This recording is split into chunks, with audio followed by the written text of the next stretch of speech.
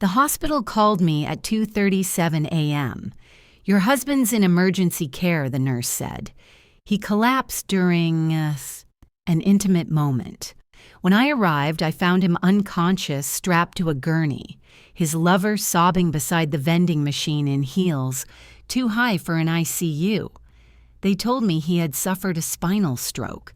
Temporary paralysis, maybe permanent. He'd been with her when it happened, mid-thrust no less. The doctor handed me the consent form, one signature, and they'd rush him into surgery. I looked at my husband, my cheating, lying, asset-draining husband, then handed the form back. No, I said. Let him sit with what he's done. And just like that, the game changed. I didn't cry. Didn't ask if he was okay. Didn't ask the girl if she was hurt. I just walked past them, both heels echoing against the tile floor, and told the nurse, if he wakes up, tell him his wife says congratulations. The truth is, I wasn't surprised.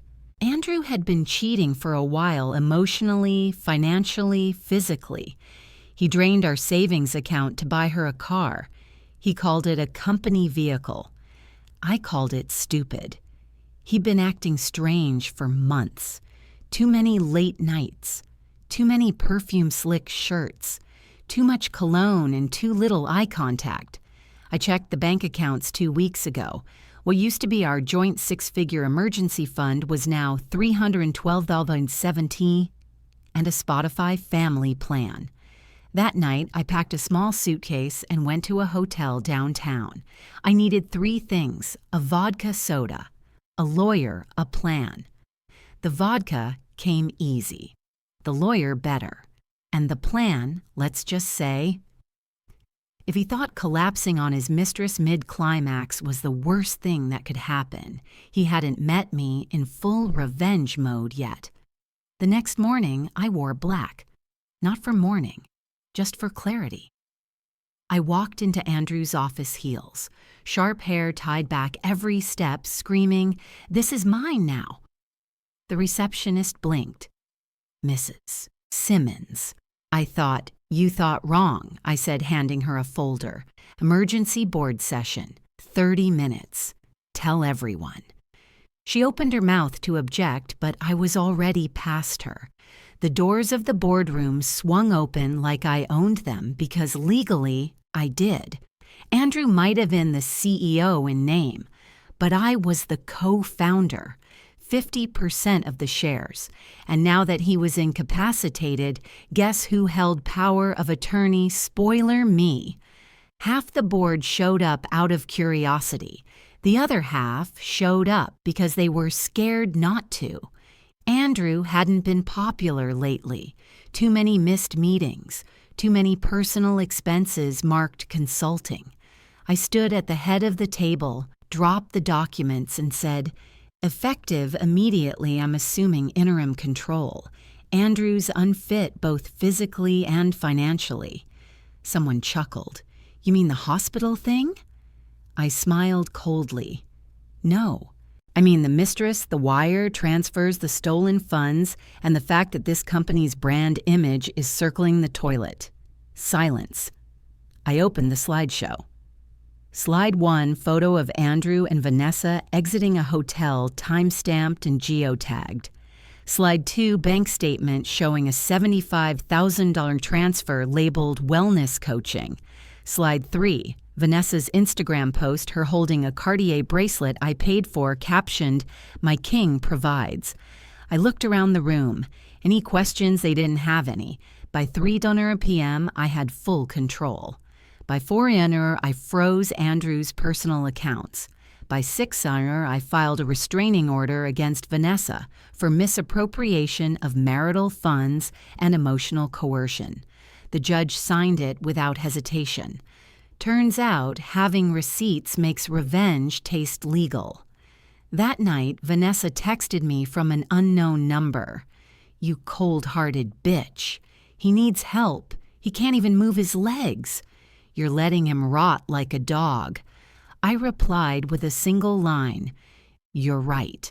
But at least dogs are loyal." And then I blocked her. In the days that followed, reporters started circling. CEO collapses mid-affair, wife takes over empire as husband, hospitalized revenge never looked so well dressed, and me, I stayed quiet. Because sometimes the loudest thing you can say is nothing at all. Vanessa Blake walked into court like she was auditioning for a reality show. Tight white dress, 6-inch heels, hair in perfect curls. She clutched a Chanel bag she didn't pay for and smiled like the judge was just another man to charm. I sat 3 rows away dressed in navy slacks and a clean blazer. No makeup, no drama. Just facts. And a binder thicker than her sense of self-awareness. Your Honor. Her lawyer began. My client has been emotionally devastated. She had no idea Mr. Stone was still married in anything more than name. I almost snorted. The judge raised an eyebrow. You're telling me she received gifts money, even a condo, without questioning where the funds came from? She thought it was love. Her lawyer said, hand on heart. I opened my binder. Slide 1 screenshot of Vanessa texting her best friend. He's loaded. Once I get my name on something, I'm golden. Slide 2. Recorded voicemail from Andrew slurred and stupid. Don't tell Rachel. She'll sue you. She sues everybody. Slide 3 bank transfer logs tens of thousands from our joint account to VB Consulting, which didn't even have a website. I stood. Your Honor, I said she knew. She planned it. And now that the money's dried up and the man can't move from the waist down, she wants sympathy. Vanessa jumped up. He loved me. He said he was going to leave her. I raised an eyebrow. And yet, here we are. You with nothing. Me with everything. The judge rapped the gavel. Enough. The ruling came fast. Vanessa was ordered to repay $238,000 in misappropriated marital assets, her car repossessed, the condo legally transferred back to me, her designer bag shoes and that ugly Cartier bracelet auctioned to cover legal fees. She cried outside the courthouse like someone had stolen her dog. I walked right past her heels, silent on the concrete, and didn't look back. Andrew didn't show up to court. Too embarrassed. Too broken. His lawyer claimed he was unfit to appear, unfit to fight, unfit to do anything really good. Because I was done playing his nurse. The press had a field day. Revenge queen reclaims empire, CEO, wife wins millions. After mistress lawsuit, woman freezes husband's funds, melts the internet. I didn't give interviews. I gave results. I kept the photo. One single frame us in our 20s, sweaty from moving into our first apartment. Andrew held a pizza box. I held the lease. We looked tired, broke, stupidly in love. I stared at it for a full minute before throwing it in the fireplace. That weekend, I went to the rehab center where Andrew was now a resident. Not a patient, not a husband, just a name on a file and a body in a chair. He looked worse than I imagined. Thinner. Grayer. Like karma had skipped subtlety and gone straight for the throat. Rachel, he mumbled, eyes hollow. You came. I didn't sit. I didn't soften. I came to say goodbye. He blinked. You're leaving town. No, I said. You are. From my head. From my heart. From every version of my future. He started crying. The kind of crying that doesn't sound like sorrow, just regret with nowhere to go.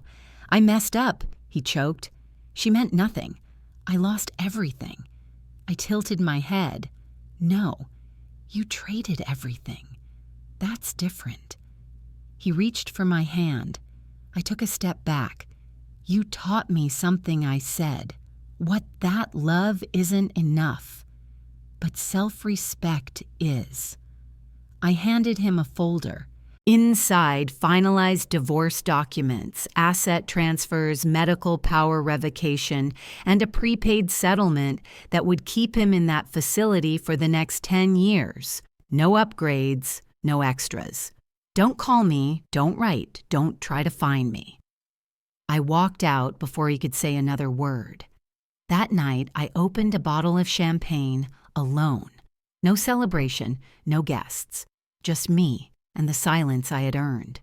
Somewhere in that silence, I smiled, because freedom doesn't always look like fireworks. Sometimes it's just a quiet room, a clean account, and no one left to apologize to. 3 weeks after the court ruling, I was on the cover of a business magazine. Not for being someone's wife, not for being cheated on, for being the woman who turned a scandal into an empire. The headline read, "She lost a husband, gained a fortune, and kept the heels." I didn't even write the quote, but I liked it.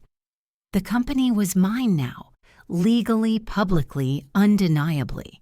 I rebranded the name, cut all of Andrew's pet projects, and tripled our revenue in 6 months. I replaced his boardroom yes men with sharp, opinionated women who had zero patience for ego. Our new slogan, built by betrayal, run by brilliance. The backlash was loud and irrelevant. Some people called me cold, some called me a gold digger, but they couldn't ignore the numbers or the waiting list to join our mentorship program. Turns out when women get mad and smart at the same time, investors get very interested. One morning, I got an email from Vanessa, or at least an address that used to belong to her. Subject forgiveness. I didn't even open it. Delete. At a gala that month, I stood on a marble stage in front of hundreds of women, CEOs, artists, single mothers, survivors of 1,000 quiet wars. Someone asked, "What advice would you give to the version of yourself who stayed too long?" I answered, without thinking. Don't wait to be broken. Walk away, whole. That night, I toasted myself in a corner with whiskey and silence. I wasn't lonely. I was full, not with revenge, not anymore. With clarity, with ownership, with peace. And peace, I'd learned, is expensive but always worth the price. I met him at a panel on crisis leadership. He wasn't a keynote speaker. He wasn't even scheduled. He was just a man in the back row watching quietly, wearing jeans and a blazer that didn't try too hard. After the panel, he approached me with no selfie request, no business card, no flirtation. Just what you said about survival not being the same as healing, that landed. I blinked. Most people only hear the part about lawsuits and asset freezes. He smiled. That part was fun too. His name was Miles, mid-40s ex-Air Force turned private strategist. He didn't brag, didn't lean in too close, didn't ask to pick my brain. He just asked if I wanted coffee. I said no. He said fair. I'll ask again next time. Over the next few weeks, we ran into each other at networking mixers, charity dinners, and once by sheer accident at a bookstore. He was buying a biography on Madeleine Albright. I was buying a bonsai. I like small, manageable things, I said, pointing to the plant. Same, he replied, holding up the book. Powerful women who terrify men, very manageable. I laughed.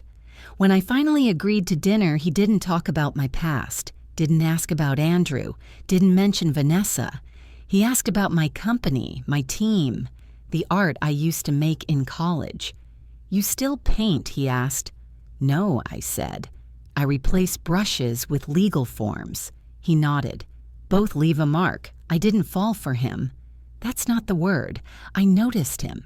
Noticed how he never tried to complete me, just respected the parts of me still under construction. One night over bourbon in silence, he said, "You don't need me. That's why I'm here." And for once, I didn't push him away. The first time Miles left a toothbrush at my place, I threw it away.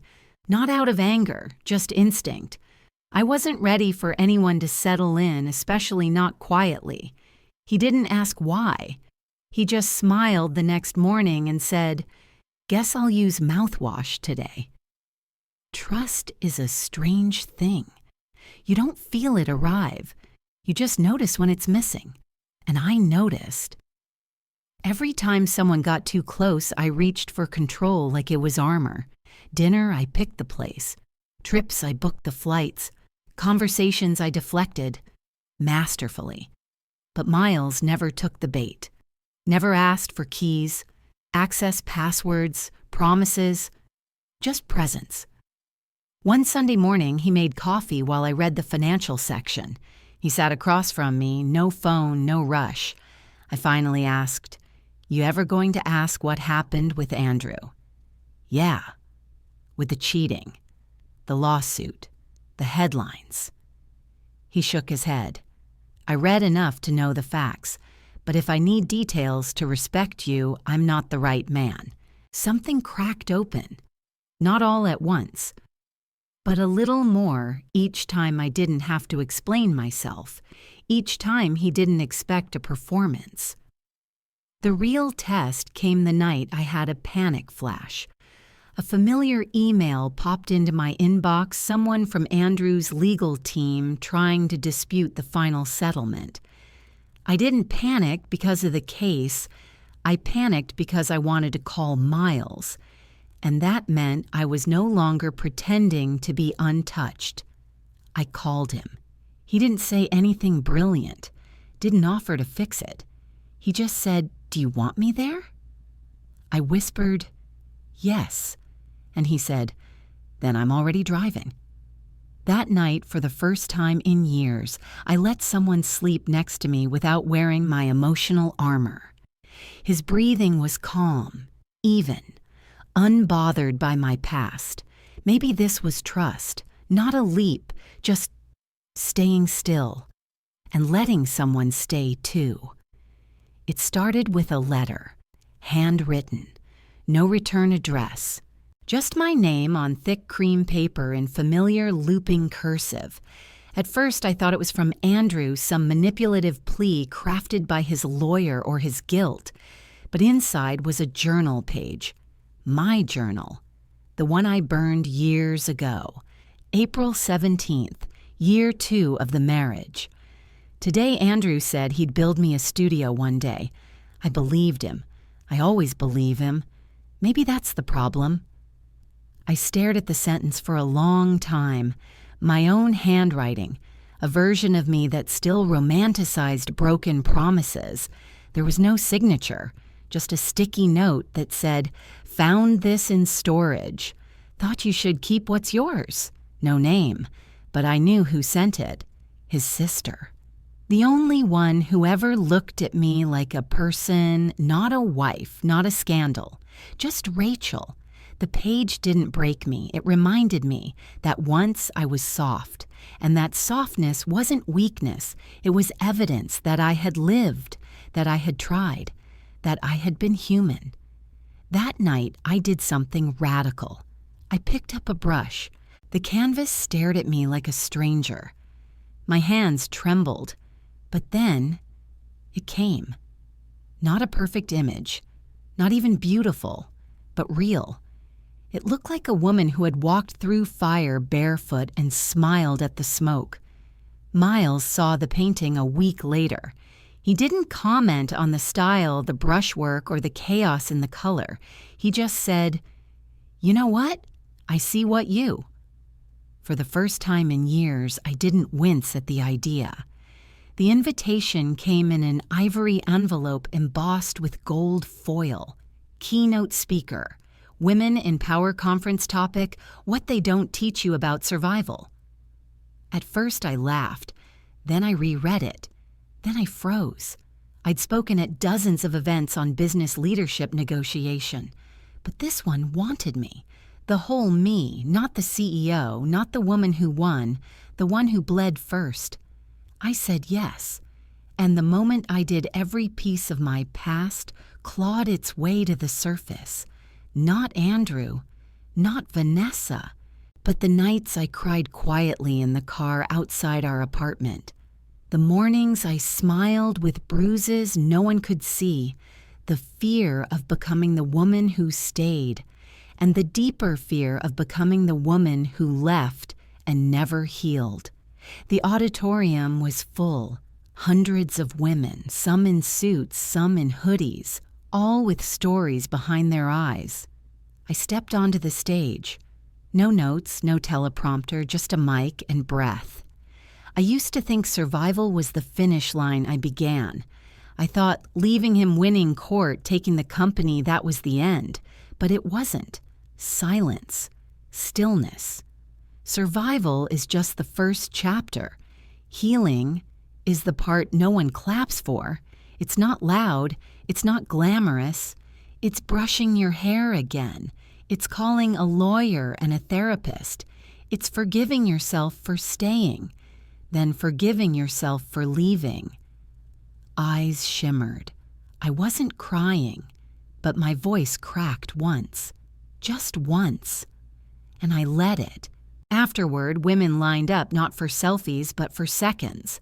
A moment. A thank you. A tearful nod. One woman whispered, "You said it out loud, so now I can too." I held her hand and nodded, because that was the point. Not to be worshipped, not to be feared, but to be witnessed. That night, Miles cooked dinner. Nothing fancy, just pasta and peace. He said, "You were incredible." I said I was honest. He said, "Same thing." The house was quiet. Not the hollow kind of quiet I used to dread, but the earned, intentional kind. Every corner was mine. Every light switch, every drawer, every scent that lingered in the air. It no longer smelled like compromise. Miles had his own place, by choice. We loved each other fiercely, but we also knew healthy love doesn't suffocate. It holds, then lets go, then holds again without fear of the space in between. He stayed 3 nights a week, sometimes 4, always by invitation, never by obligation. My company expanded, not just in revenue, but in reach. We funded shelters for women escaping financial abuse, built scholarships for girls raised to believe power belonged to someone else. I still wore heels, still signed every document with black ink, still ordered whiskey neat on Fridays, but I also painted, not for profit, not for press, just for me. Sometimes when I couldn't sleep, I'd open the old storage box inside a single photo, me and Andrew, year 1. I didn't cry, I didn't rage, I just nodded. She tried, she learned, she let go. Then I'd close the lid and return to the life I chose, not the one I was handed, not the one I was expected to endure, the one I built with both hands and all the pain that made them steady. If you ever asked me what freedom feels like, I wouldn't give you a speech. I'd give you a mirror and say, when you stop flinching at your own reflection, that's when you know.